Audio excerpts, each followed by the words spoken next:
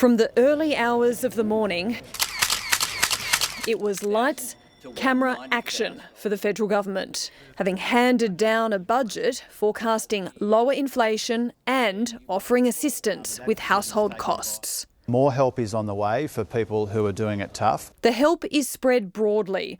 All households will get a $300 rebate off their energy bills, and all income earners will get a tax cut at an average of $1,900. A more targeted initiative is increasing the maximum rate of rent assistance by 10%. The prospect of high-income earners benefiting from energy bill relief has angered some. First priority was to deal with the cost of living. And if you were serious about that, you would have put people with the least first. Because this relief is delivered via the retailers, that they don't have information about people's incomes. The opposition leader was up early too, with his own concerns about the energy bill plan. The government wants to buy itself an interest rate reduction coming up to the election. But pressed on whether the coalition would support it. We will. But the coalition is not backing the federal government's plan to help the global transition to net zero emissions by offering nearly $14 billion in tax incentives for production of critical minerals and green hydrogen. Why is the Prime Minister spending $13.7 billion on tax credits for billionaires at a time when ordinary Australian battlers are struggling to make ends meet? I mean, spare us the faux outrage. Spare us the faux class warfare over there, Mr. Speaker. The Future Made in Australia policy aims to make the country a green energy superpower. Labor's decided critical minerals and hydrogen are the best bet for taxpayer support. But the industry will be looking for bipartisanship before making long-term investments. Melissa Clark, ABC News, Canberra. For all the noise over the energy bill rebate, this won't be a drawn-out debate. The coalition is backing the measure. Peter Dutton made that clear immediately. The real contest coming out of this budget is likely to be over the government's Future Made in Australia plan, specifically the billions in tax breaks for green hydrogen and critical minerals processing. The opposition leader is calling it billions for billionaires, apparently taking issue with the fact Gina Rinehart, Andrew Forrest and Clive Palmer stand to benefit. That's despite the coalition pumping billions into these same industries when it was in government. For the government, they're more than happy to have this fight.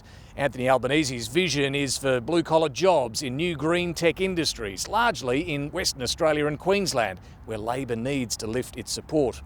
Tomorrow night, Peter Dutton delivers his budget reply. We're unlikely to hear new details on his vision for a nuclear future. Instead, he's flagging a focus on housing and cutting migration. There are winners and losers every year. There was nothing in the budget for rubble. Rubble's owners, however, are among the millions of Australians desperate for relief from the cost of living crunch. I don't think it's really going to fix the problems that we're all looking at. At the centre of the budget's reprieve is $300 taken off every electricity bill in the country.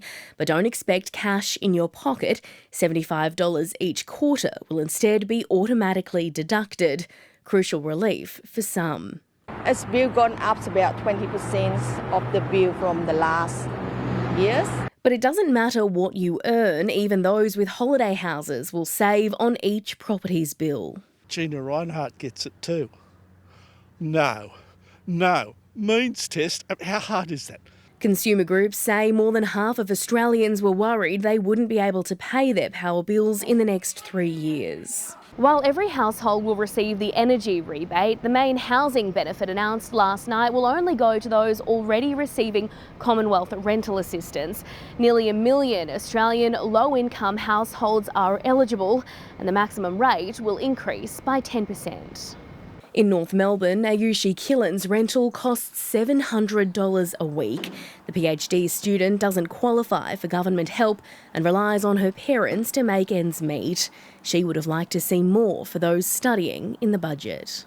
I wouldn't have needed to rely on my family, which makes me feel so guilty. If I had youth allowance, it would have been such a relief off my shoulders. With advertised rents surging more than 9% in the past year, she's not the only one wishing for a win. Melissa McKay, ABC News, Sydney. Thanks to the NDIS, disability advocate Mareika Jonkers moves around independently with a powered wheelchair. Last night's budget has left her and many participants confused. I don't want to lose it. I don't want my life to go back to being stuck in bed. Ensuring that every dollar invested in the NDIS goes to those who need it most. The government says the NDIS is here to stay, but it's committed to slowing growth in the scheme to 8% a year. Most of the savings will come from clamping down on so-called intra-plan inflation, where participants get top-ups if they spend their budget too quickly. This sort of automatic top-up, which is being fuelled by an element of the planning industry saying spend your money and you'll just get more, that's got to stop. The budget papers warn that without further action, NDIS payments would increase by $14.4 billion, and these reforms will moderate additional growth and keep the scheme on track financially. We're budgeting for the scheme to increase in expenditure, to increase in growth, to increase in numbers. But the scheme is growing too quickly. Talk of any change in the NDIS often stokes fear among many in the disability community. The government says the scheme will remain demand-driven.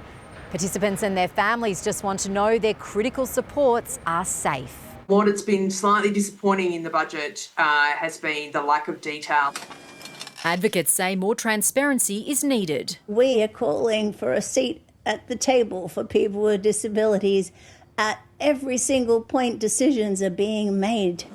The government says the planned changes to the scheme will be co-designed with the disability community. Naz Campanella, ABC News.